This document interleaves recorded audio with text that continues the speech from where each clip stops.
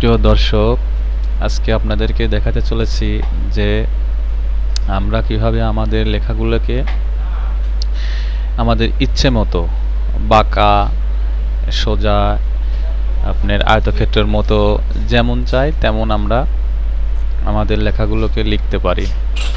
তো বন্ধুরা, কথা না বাড়িয়ে চলুন কাজে চলে যাই। তো আমরা চাচ্ছি আমরা এরকম একটা গোলাকার বা রাউন্ডের মতো অংশে আমরা আমাদের ইচ্ছে মতো লেখাগুলো লিখব।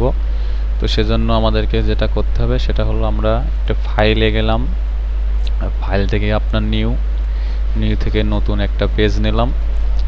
ওকে, তো আমরা চাচ্ছি যে এরকম একটি রাউন্ডের ভিতরে আমরা লেখাগুলো লিখব বা রাউন্ড আকারে লিখব। তো সেটা করার জন্য আমাদেরকে যেটা করতে হবে সেটা হলো আমরা টুল বক্স থেকে আপনারা দেখতে পাচ্ছেন এখানে রিঅ্যাক্টেঙ্গুলার মার্কেটিভ টুলস। তো এখানে আমরা রাইট ক্লিক করে দেখুন ইলেকট্রিক্যাল মার্কেটিভ টুলস, যেহেতু আমরা গোলাকার লিখতে চাচ্ছি তো এখানে আমরা এই ইলেকট্রিক্যাল মার্কেটিভ টুলটা সিলেক্ট করব। তো এখন আমরা কিবোর্ড থেকে অল্ট শিফট বাটনটি চেপে ধরে আমরা একটু টেনে ধরলে দেখুন লেখাটা কিন্তু একটা গোলাকার বিন্দুতে পরিণত হলো বা রাউন্ডে পরিণত হলো।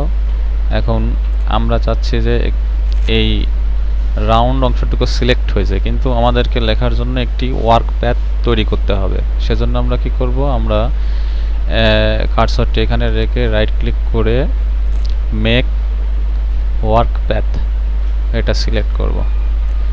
সিলেক্ট করার পর দেখতে পাচ্ছেন এখানে টলারেন্স 1.0 এটা পিক্সেল দিয়েছি, তারপরে আপনি ওকে বাটনটি প্রেস করবেন। তো দেখুন আমাদের একটি লেখার জন্য ওয়ার্ক প্যাথ তৈরি হয়ে গেছে। এখন লেখার জন্য আমরা যে কাজটা করতে পারি সেটা হলো আমরা টুলবক্স থেকে টাইপ টুলটি সিলেক্ট করলাম। তো দেখুন আমরা যখন এই রাউন্ডের বাইরের অংশে আমরা কার্সরটি রাখছি তখন কিন্তু আমাদের কার্সরের আইকনটা একরকম থাকতেছে এবং এখানে নিয়ে গেলে কিন্তু এটা চেঞ্জ হচ্ছে। তো আমরা এখান থেকে লিখতে চাচ্ছি, তো আমরা এই কার্সরটা এখানে নিয়ে একটা ক্লিক করব। তো দেখুন এখন কিন্তু এখানে আমরা লিখতে পারবো, জায়গাটি আমরা সিলেকশন হয়ে গেছে। তো চলুন আমরা লিখি।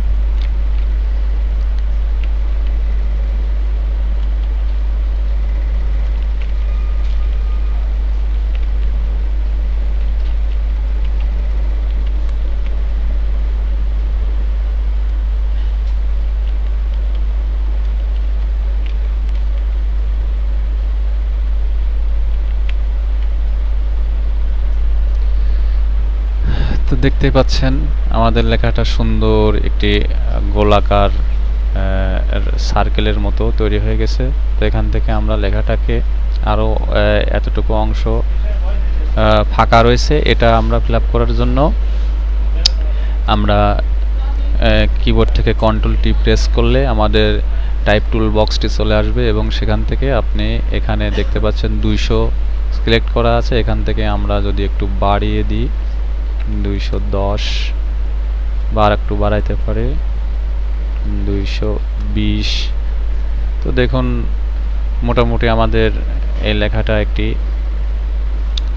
সার্কেলের মতো তৈরি হয়ে গেছে।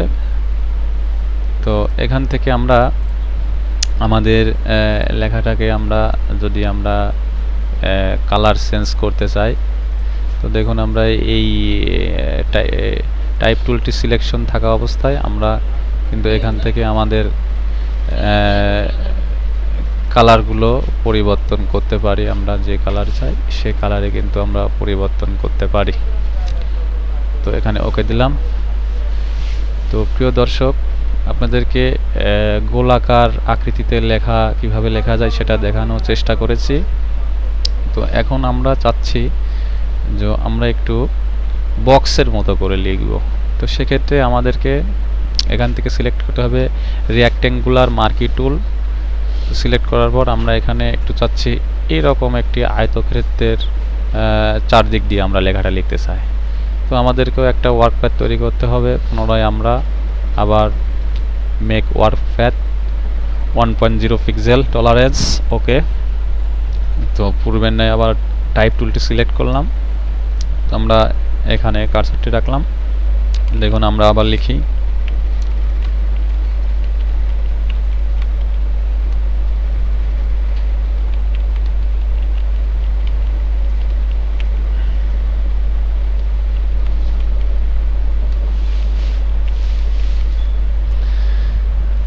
তো দেখুন আমরা আবার কিন্তু এরকম একটি আয়তক্ষেত্রের উপরে লিখতে সক্ষম হয়েছি। তো এখান থেকে আমরা আবার যে কোনো কালার সিলেক্ট করে দিয়ে বা লেখা ছোট বড় করার জন্য আমরা এখানে টাইপের সাইজটা কিন্তু এখান থেকে পরিবর্তন করে দিতে পারি। তো এই অবস্থায় আমরা যেটা শিখলাম, রাউন্ড আকারে লিখতে পারলাম, আয়তক্ষেত্রের মতো লিখতে পারলাম। তো তারপর আমরা চাচ্ছি যে লেখাটি আমাদের ইচ্ছা মতো আঁকা বাঁকা করে লিখব। তো সেক্ষেত্রে আমাদের একটি কাজ করতে হবে, সেটা হলো আমরা টুল বক্স থেকে পেন টুলটি সিলেক্ট করব এবং ধরুন আমরা এখান থেকে একটু এরকম বাঁকা বাঁকা করে লিখব। তো এই বাড়তি অংশটুকু কেটে দেওয়ার জন্য কিবোর্ড থেকে অল্ট কি চেপে ধরে এখানে মাউস নিয়ে একটি ক্লিক করলে বাড়তি অংশটুকু কেটে যাবে। তো আমরা চাচ্ছি এই দিক দিয়ে আমরা একটা বাঁকা করব। তো আবার এখানে ক্লিক করে চেপে ধরে আমরা দেখুন মাউস দিয়ে লেখাটা আমরা যে ওয়ার্ক প্যাডটা তৈরি করছি সেটা আমরা বাঁকা করলাম। বাড়তি অংশটুকু কেটে দেওয়ার জন্য অল্ট চেপে ধরে ক্লিক করলে বাড়তি অংশটুকু কেটে গেল। তো এখন এখানে আমরা আবার এই যে শুরু দিক থেকে এই দিক দিয়ে যে আমরা লেখাটা বাঁকা করব, সেক্ষেত্রে আমরা আবার টাইপ টুলটি সিলেক্ট করে এখানে কার্সর নিয়ে ক্লিক করে আমরা আবার লেখা শুরু করলাম।